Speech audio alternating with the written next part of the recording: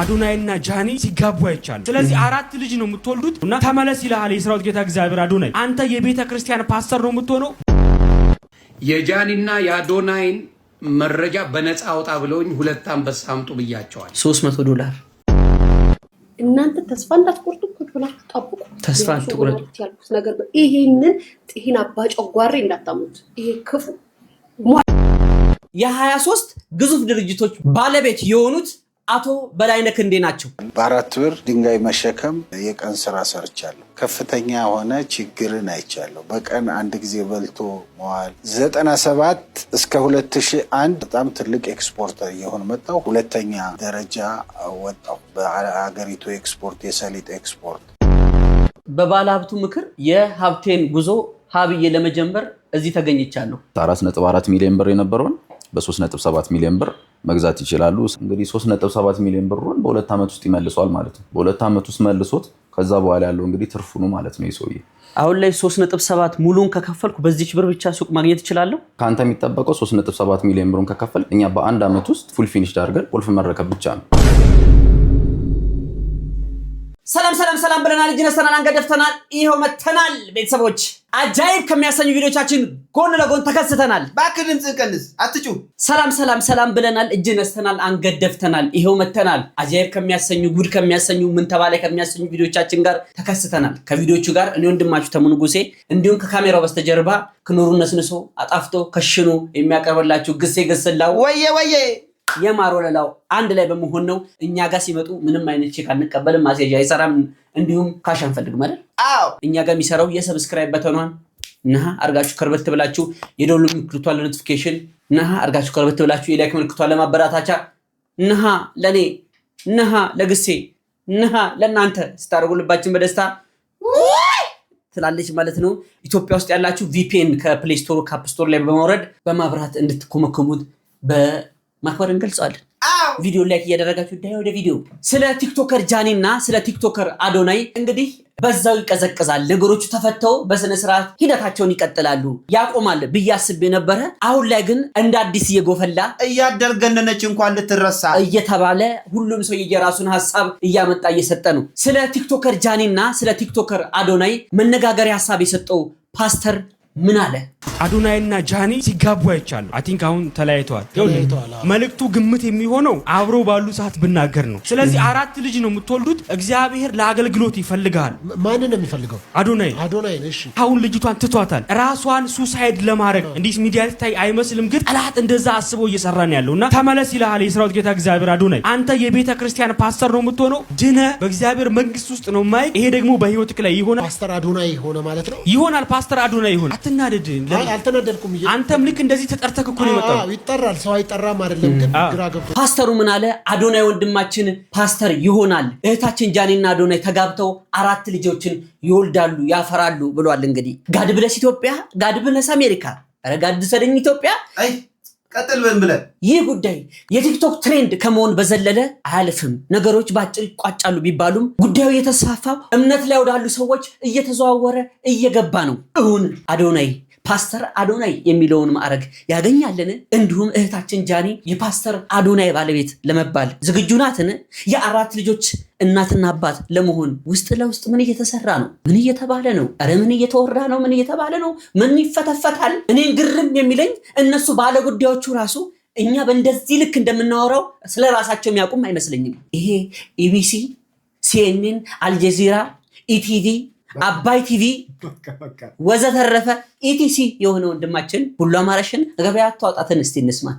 የጃኒና የአዶናይን መረጃ በነፃ አውጣ ብለውኝ 2 አንበሳ አምጡ ብያቸዋል። $300 የነሱን ጥማት የወሬ ጥማት እዚህ የተደረደረውን ሰው የወሬ ጥማት ልብ የሚያደርስ ሰው ካለላችሁ እዚሁ 1400 ሰው መከተል አለባችሁ።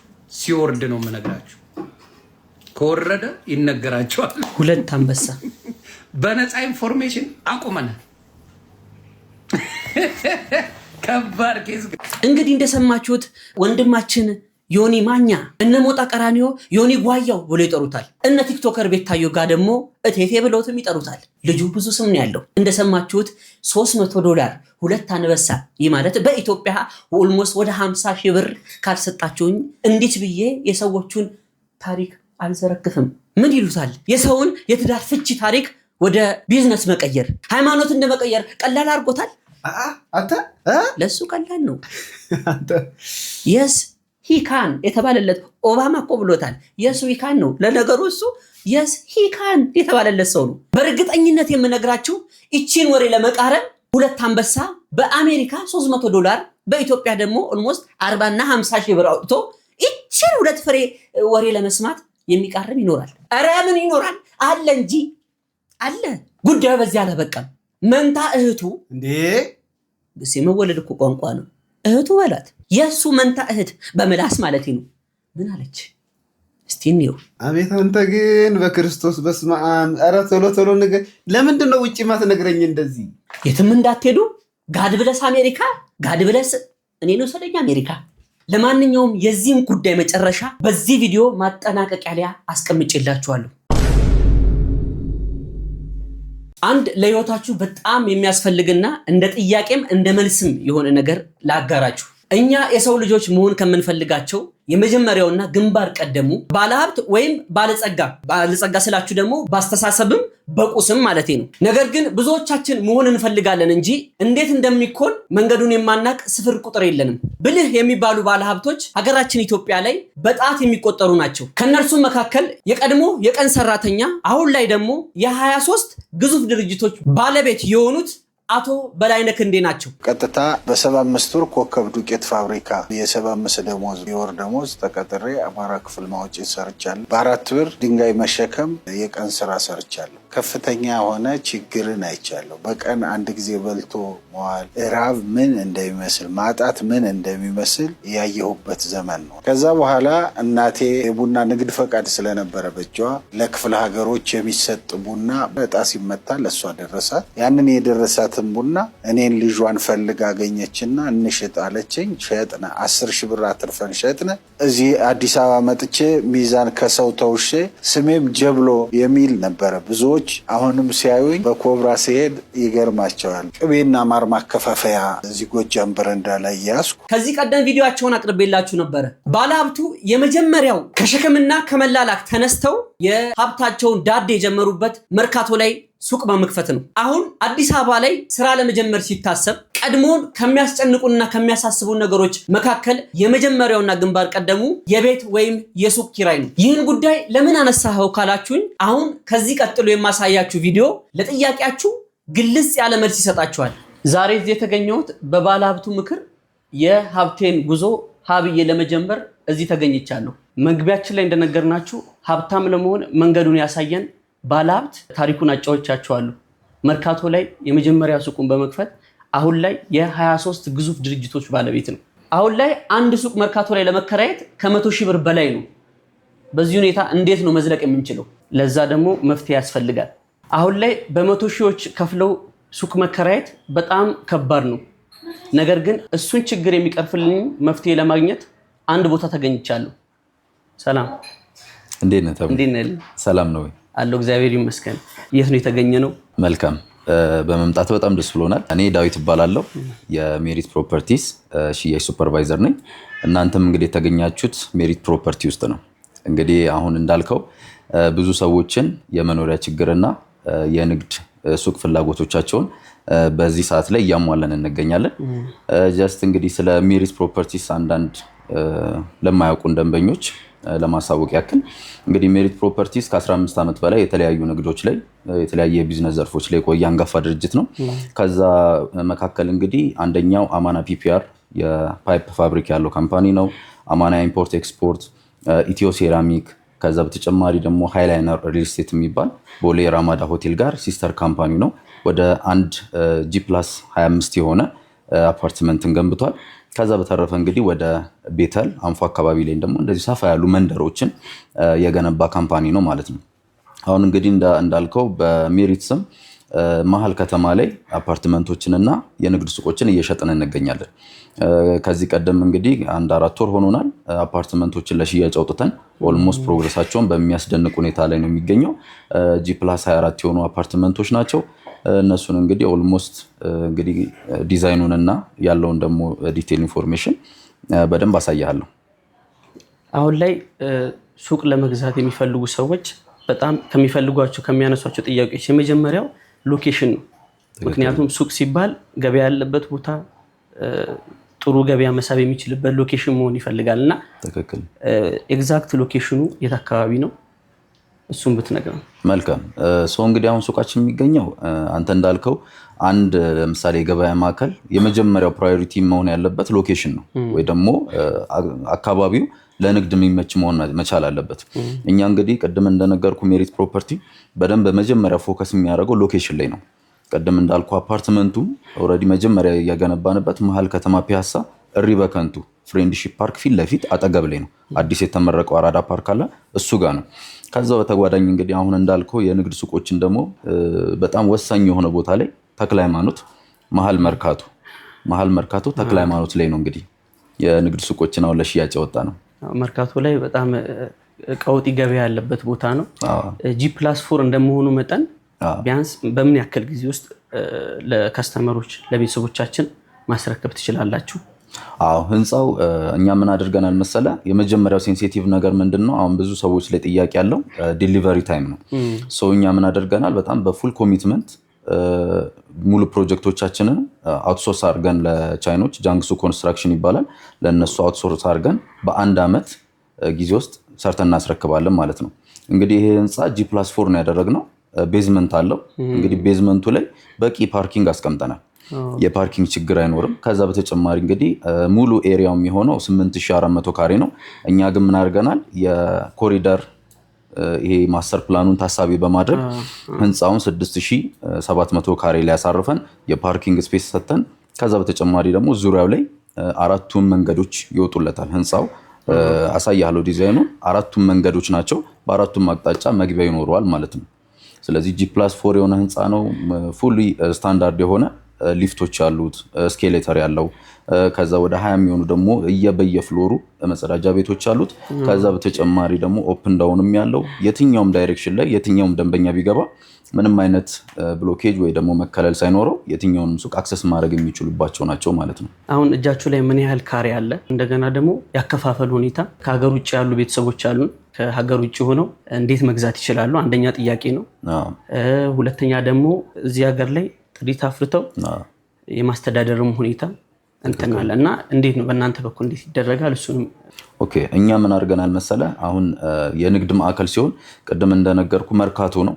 መርካቶ ላይ እንግዲህ በጣም ገበያው የጦፈበት የትኛውንም ቢዝነስ አምጥተህ ብታስቀምጥ ወዲያው የሚለምድልህና ኢቭን ለኢንቨስትመንት ራሱ ብታስብ እዛ አካባቢ ላይ እኛ የገበያ ጥናት አድርገን ነበር። ቅድም አንተ መግቢያ ላይ እንዳልከው በመቶ ሺዎች ነው እየተከራየ ያለው። በካሬ ከ4000 እስከ 6000 ብር በካሬ ይከራያል። ያ ማለት ደግሞ ሚኒመም ከ80 ሺህ እስከ 110 ሺህ ብር የካሬ ዋጋ ወይ ደግሞ በወር ገቢ ማግኘት የሚችሉበት ነው።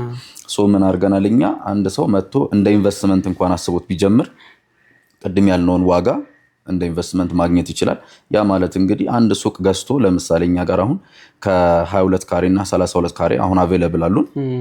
አነስ የሚለው እንግዲህ የ22 ካሬያችን ነው።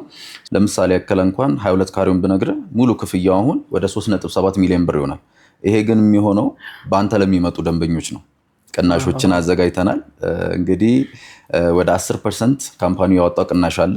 በአንተ በኩል ለሚመጡ ደንበኞች ደግሞ 5% ጨምረንላቸው ወደ 3.7 ሚሊዮን ብር ያ ማለት 4.4 ሚሊዮን ብር የነበረውን በ3.7 ሚሊዮን ብር መግዛት ይችላሉ። ስለዚህ እሱን በደንብ አትኩሮት ቢሰጡበት በጣም ደስ ይለናል። ከዛ በተጨማሪ እንግዲህ በዳውን ፔመንት መግዛት ይችላሉ፣ በቅድመ ክፍያ ማለት ነው።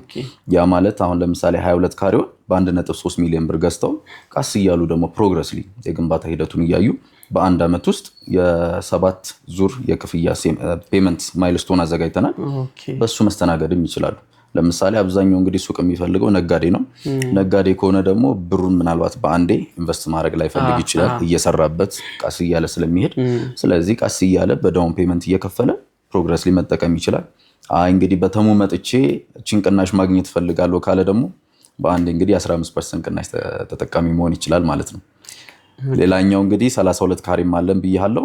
32 ካሬው እንግዲህ ወደ 5.4 ሚሊዮን ብር ይሆናል። እሱም እንግዲህ ልክ በአንተ ለሚመጡ ደንበኞች ማለት ነው። እኛ ቀስ እያለን በራሳችን እንመጣለን የሚሉ ከሆነ ያንን ነገር ያጡታል። ወደ 6.4 ሚሊዮን ብር ከፍ ይልባቸዋል ማለት ነው። ተሙ ማለት አለባቸው። ተሙ ብላችሁ ነው የኔን ኮድ ተጠቀሙ ተሙ እያሉ ይምጡ። የተሙ ቪዲዮ አይተን የመጣ ነው ቢሉ ያንን ቅናሽ ማግኘት ይችላሉ ማለት ነው። ከሀገር ውጭ ያሉ ሰዎች እንግዲህ አሁን እዚህ ድረስ መጥቶ መግዛት የማይችሉ ሰዎች ሊኖሩ ይችላሉ እና እንዴት ነው መግዛት የሚችሉት? አሁን አብዛኛው እንግዲህ እኛ ጋር ጆይን ያደረጉን ወይ ደግሞ ከኛ የገዙት ደንበኞቻችን ውጭ የሚኖሩ ማህበረሰቦች ናቸው።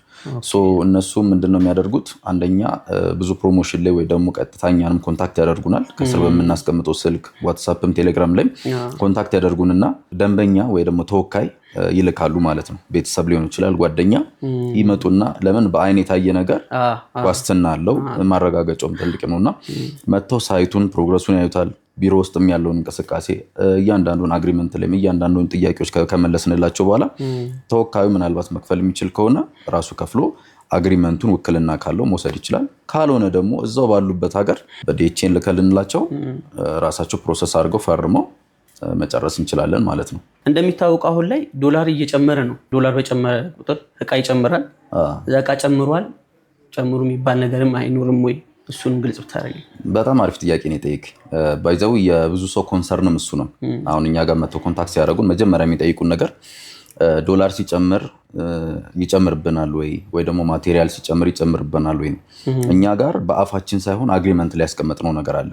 ምንም አይነት ከዶላር ጋር የሚገናኝ ነገር የለውም። ከዶላር ግሽበት ጋር ምንም አይነት ስካሌሽን የዋጋ ጭማሪም ጨመረ እነሱ የሚናካቸው ነገር የለም። ስለዚህ ፊክስድ ነው ማለት ነው። ቀደም ደግሞ ያልጠቀስኩልህ ነገር ምንድነው? አሁን እየሸጠን ያለ ነው። ለምሳሌ 22 ካሬው ኔት ኤሪያ ነው፣ ኮመን ኤሪያ የለውም። ለምሳሌ አሁን ኤክስፒሪየንሱ ካለ አሁን 22 ካሬ ተብሎ እስከ 17 ምናምን ይወርዳል፣ ኮመን ኤሪያ ተነስቶለት ማለት ነው። እኛ ግን የምናስረክበው ራሱን 22 ካሬው ነው። 32 ካሬም ስንል 32 ካሬው ነው ማለት ነው። ስለዚህ ያኛው ደግሞ ትልቅ አድቫንቴጅ አለው።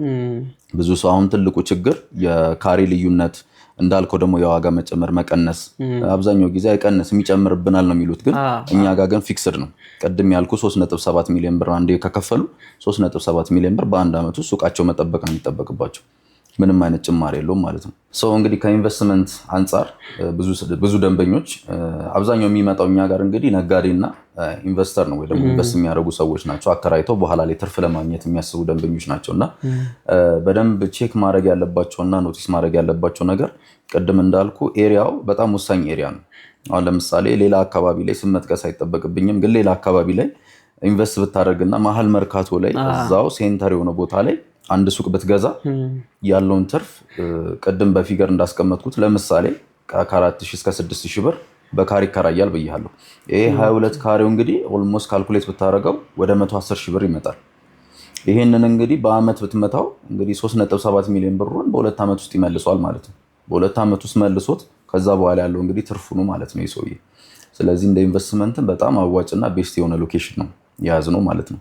አሁን ላይ 3.7 ሙሉን ከከፈልኩ በዚች ብር ብቻ ሱቅ ማግኘት እችላለሁ? ካንተ የሚጠበቀው 3.7 ሚሊዮን ብሩን ከከፈልክ እኛ በአንድ ዓመት ውስጥ ሙሉን ነገር ጨርሰን ፉል ፊኒሽድ አድርገን እናስረክባለን። ቁልፍ መረከብ ብቻ ነው።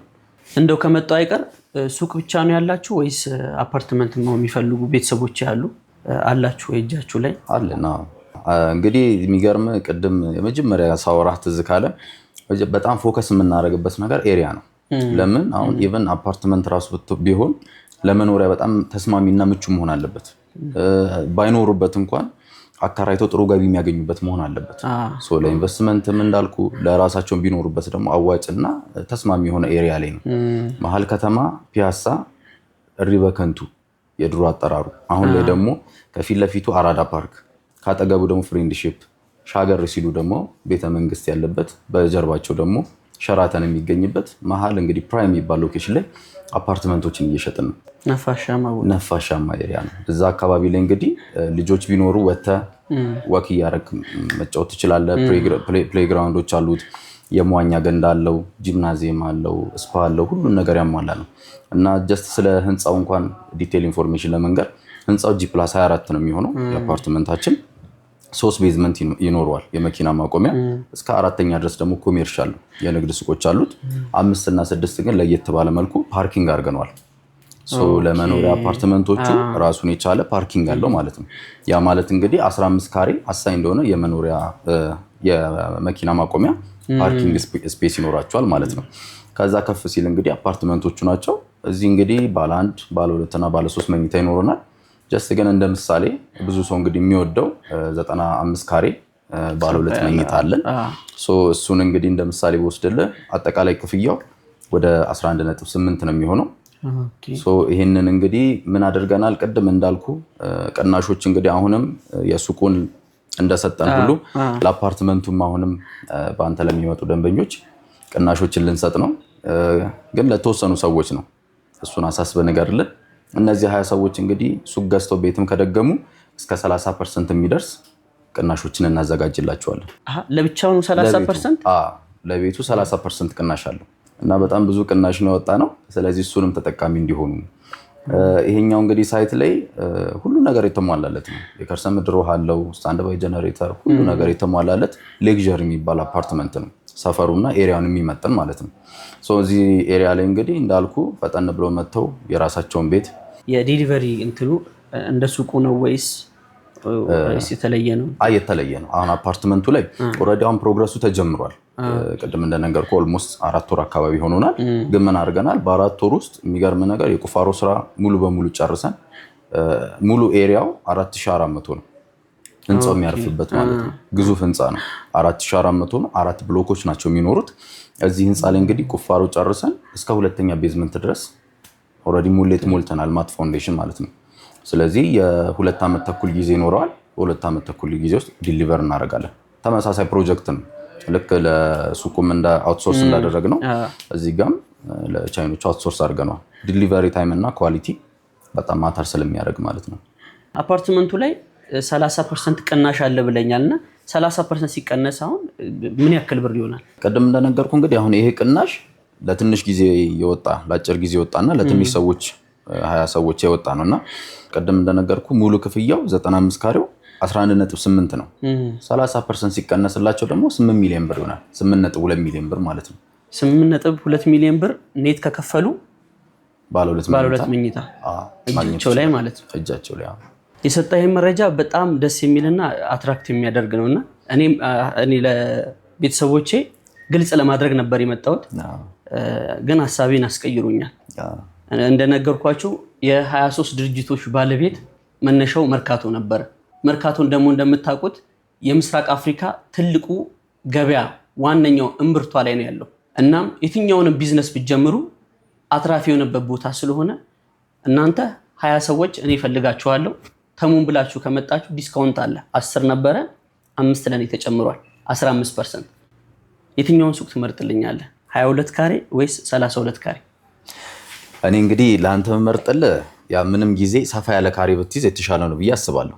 ስለዚህ 32 ካሬውን ብትይዝ በጣም አሪፍ ነው ብዬ አስባለሁ። የተሻለውን ፍሎር ልምረጥልህና እንደውም በጆይን በማድረግ በመወሰነ በጣም ደስ ብሎኛል። ቅድም እንደነገርኩ እንግዲህ ቦታውን እንደምታዩ ሙሉ መርካቶ ነው። በዚህ በኩልም ብትሄድ መንገድ አለ። ይሄኛውም ዋናው መንገድ ነው። 4ቱም አቅጣጫ ላይ መንገዶች አሉት። ስለዚህ በሁሉም ዳይሬክሽን ላይ መግቢያዎች ስላሉት አክሰስ የምታደርጋቸው ሱቆች ናቸው ማለት ነው። እንግዲህ እዚህ ጋር ቅድም እንደነገርኩ ሰፊ የፓርኪንግ ስፔስ አለን። ስለዚህ ለራሳችሁም እዛ ጋር አንድ መኪና ማቆም ትችላላችሁ። ተጨማሪም ደግሞ 2-3 ቢኖራችሁ ውጪውንም መጠቀም ትችላላችሁ። ከዛ በተጨማሪ ደግሞ እነዚህ ኤሌክትሪካል ካር ስቴሽኖች አሉ፣ ቻርጅ ስቴሽኖች አሉ። ሁሉን ነገር ያሟላ ነው ማለት ነው። እንግዲህ ለአንተ ለቢዝነስ የሚሆነው ብዬ ማስበው አሁን ቅድም እንደነገርከኝ ከእናንተ ስራ ጋር የሚሄደው ኦፊስ ነው እና እንዳጫወትከኝ። ስለዚህ ለኦፊስ ደግሞ ሰፋ ያለ ካሬ ሁሉንም ነገር እንግዳም ቢመጣ በደንብ ሰፋ አድርገህ በዛ ያለ እንግዳም ቢመጣ የምታስተናግድበት ቆንጆ ኦፊስ መርጥልሃለሁ። እንግዲህ 32 ካሬውን እንትኑን ላሳየ ቀማመጡን። እንግዲህ ግራውንድ ላይ ቢሆን በጣም ተመራጭ ይመስለኛል። ግራውንድ ላይ እንግዲህ ይሄኛው ልክ እንደገባን ይሄኛው እንግዲህ ሱቅ አሪፍ ይመስለኛል እንደኔ ማለት ነው። መግቢያው ጋር ማለት ነው። እቺኛዋ ሱቅ ለአንተ ተስማሚ ትመስለኛለች። ስለዚህ ሬዲ ኮንክ እንግዲህ ፕሮሰሱን ላስጀምረልህ። ዝግጁ? አንድ ሰው ፈርሟል፣ 19 ሰው ትቀራላችሁ ማለት ነው። መልካም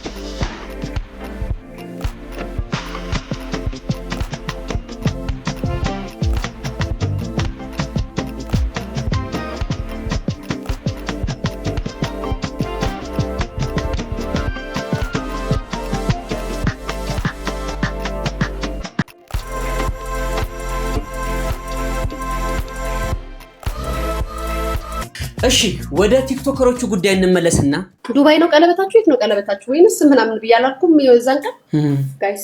ከዛም እኔ ልክ እንዳወራው እኔ ውሸት እንደሆነ እንዳልተለያዩ ስናገርባቸው መሄዷን ሰረዘችው። ሰርፕራይዝ ሊያደርጉ ነበር ዱባይ ሄደው። አሁን ደግሞ ጋይስ ጠብቁ፣ እናንተ ተስፋ እንዳትቆርጡ፣ ቁጭ ብላችሁ ጠብቁ። ተስፋ አትቁረጡ ያልኩት ነገር ነው። ይሄንን ጤና አባጨጓሬ እንዳታሙት። ይሄ ክፉ ስሙ እንግዲህ ወንድሙ ላይ ይነሳል እንዳይባል እህት ናት ወንድሟ ላይ መነሳት ጀመረች። አባ ጨጓሬ ስሙት።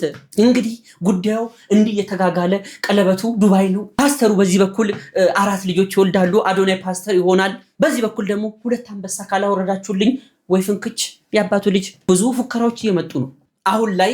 እኛ ኢትዮጵያውያን ለምሳሌ እኔና እናንተ እንደዚህ 2 ፂም አብቅለን አንጀረገን የሻኦሊን መነኩሴ ነው የሚባለው ሜዲቴት የሚያደርጉት ቻይኖቹ ማለት ነው። እንደነሱ አንጀረገን እውነት ስለ ቲክቶከሮችና ስለ ሶሻል ሚዲያ ኢንፍሉዌንሰሮች ነው ማውራት ያለብን? ቲክቶከሮች ተጋቡ፣ ቲክቶከሮች ተፋቱ፣ እከሌ አርግዛለች፣ እከሌ ብራይዳሏ እንደዚህ ተዘጋጅቶላት፣ ቤቢ ሻወሯ እንዲህ ሆቴል ላይ ተዘጋጅቶ እያልን ሶሻል ሚዲያ ላይ እያንቧቸርን ነው ማውራት ያለብን ይመስላችኋል? እስቲ የህሊና ደውል ሆኖ ካነቃን እቺን ቪዲዮ አይተን እንመለስ። ተኝተሃል እንዴ እንዳትሉኝ፣ አዎ ተኝቻለሁ። ከኔ በባሰ እናንተም ጥልቅ እንቅልፍ ውስጥ ናችሁ። እንግዲህ ተመልከቱ።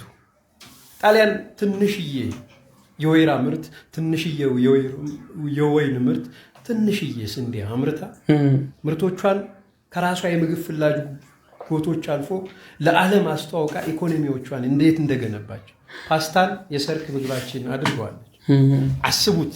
ላታውቀው ቡና ጣሊያን ደርሶ ሲመለስ ኢትዮጵያኖች ቡና ያውቃሉ እንባላለን። ተክሉን እኮ ያውቁት እንዴት ኢኮኖሚያቸውን እንደገነቡበት። ቻይናን ተመልከቷት። ቻይና የምታበቅለው ሩዝ ብቻ ነው። ከራሷ የምግብ ፍጆታ አልፎ ለዓለም ትረዳለች። አሜሪካን የሚበቅልባት በቆሎ ብቻ ነው። እነሱም ከነሱ የምግብ ፍጆታ አልፈው መላው ዓለምን እንመግባለን ይላል። የእነሱማ ዲስኩሩ ብዙ ነው። ካናዳን የሚዩት ስንዴ፣ የካናዳ ስንዴ አንረዳም እኛ።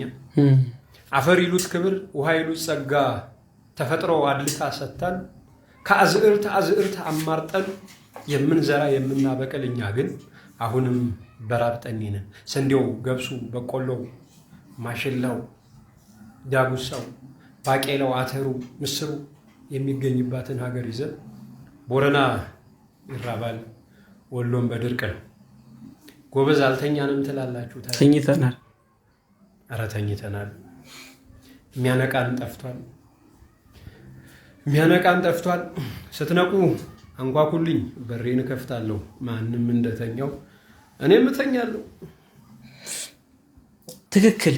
እኛ አሁን ላይ በጣም እያስጨነቀን ያለው በየሶሻል ሚዲያው እየወጣን የፌመሶች ጉዳይ እንዲሁም የእምነት ከእምነት ጋር ማጋጨት፣ እርስ በርስ መባላት፣ እርስ በርስ መገዳደል፣ ያለን ለም መሬት ላይ ዘርዘርተን ፍሬ እንደማብቀል የከሌ ዘር ነው የከሌ ዘር የከሌ ሃይማኖት ነው ያለን የሰው ደም እናፈሳለን። እና የምርም አልተኛንም ነው የምትሉት? ግዴላችሁም ብዙ ያጣናቸው ነገሮች አሉ ሳናስበው። እስቲ እንየው።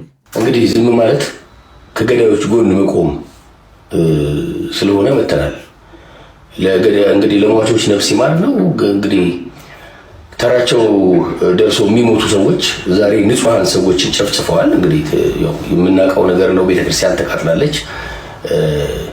እንግዲህ ለማና ቤት እንደሚባል አይታወቅም። ነገር ግን ዝም ማለት ልክ ስላልሆነ እውነት የሚሰማ ፈጣሪ አለ፣ የሚያይ ፈጣሪ አለ፣ የሚፈርድ ፈጣሪ አለ። ማንም ጽዋውን ሳያወራርድ ማንም የሰራውን ስራ የበደለውን በደል ሳይክስ ወደ ላይኛው ዓለም እንደማይሸጋገር እንደ ክርስቲያን አምናለሁ።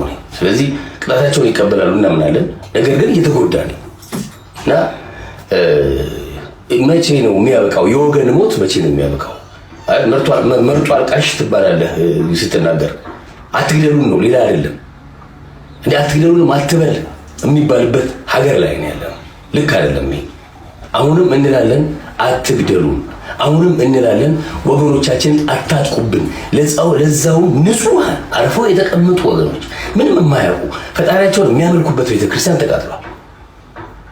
እዚህ አሁንም ኢትዮጵያን ወገኖቻችንን አትንኩብን፣ አትግደሉብን እባካችሁ ገዳዮች፣ ተራችሁ ደርሶ ትሞታላችሁ። ይሄ ሀቅ ነው። እዚህ አንዲት ሀገር ያለችን ተስማምተን እንኑር። የሚሻለን እሱ ነው። እስከ መቼ ድረስ እሪ እያለን፣ እስከ መቼ ድረስ እያለቀስን፣ እስከ መቼ ድረስ ነፍስ ይማር እያለን እንኑር? በዚህ ሳምንት በአርሲ ላይ በተከሰተው ግድያ ብዙዎች ድምጽ ሲሆኑ ሰምተናል። ከነዛ መካከል አርቲስት ሰለሞን ሙሄ አንዱ ነው። ሶሻል ሚዲያ ላይ እያሳሰበን ያለው የእከሊት አለባበስ፣ የከሌ ሄዶ ሆቴል መዝናናት እንዲሁም የቀን ውሎ ቭሎጋቸው እንጂ ኢትዮጵያ ውስጥ ያለውና የሚከሰተው ነገር ጭራሽ እያሳሰበን አይደለም። ይህን ቪዲዮ ይዘንላችሁ የመጣ ነው በጣም ስለከነከነንና ዝም ከምንል የማንቂያ ደውል እንዲሆነን ጭምር ነው። ለማንኛውም ፈጣሪ አምላክ ኢትዮጵያ ሀገሬን ወደ ነበረችበት ክብርና ለኛም ለሰው ልጆች ልቦና ሰጥቶን እርስ በርስ ከመባላት ፈጣሪ አምላክ ይጠብቀን። ሀገራችንን የምንወድበት፣ የምናከብርበት፣ የምንጠብቅበት፣ ቤተሰቦቻችን የምንረዳበትን ልቦና ፈጣሪ አምላክ ይስጠን። እቺን ቪዲዮ ተመልከቱልኝ። በኔ በብላቴናው ከመምከር ይልቅ ከአባቶች መስማትም አንድ ትልቅ ጥበብ ነውና ከነኛ አባት በጣም የሚገርም ሐሳብ አለ።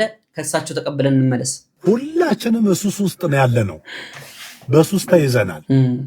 በየትኛው ብትሉኝ በዚህኛው ማሱስ ብንያዝ እንዴት በጣም መልካም ነበረ። አንድ ነገር ልንገራችሁ። ስለኛ አንዱ ሲጽፍ እንዲህ አለ። እውነት ልንገራችሁ በሳምንት ውስጥ የዛሬ 10 ዓመት አካባቢ የተጻፈ ጽሑፍ ነው። ሳነበው 80 ሚሊዮን ቁጥራችን እንደነበረ ጊዜ ነው የተጻፈው። እንዲህ አለ። ወደ ምዕራቡ ዓለም ስትሄዱ አለ ከፍተኛ ሰልፍና ግርግር አይታችሁ ከሆነ እውነቴ ነው ሳትሳሳቱ አዲስ መጽሐፍ ገበያ ላይ ውሎ ነው አለ። ወደ ኢትዮጵያ ስትመጡ አለ ከፍተኛ ግርግርና መገፋፋት ካያችሁ አትሳሳቱ፣ ሳትጠራጠሩ አዲስ ግሮሰሪ ተከፍቶ ነው ያለው።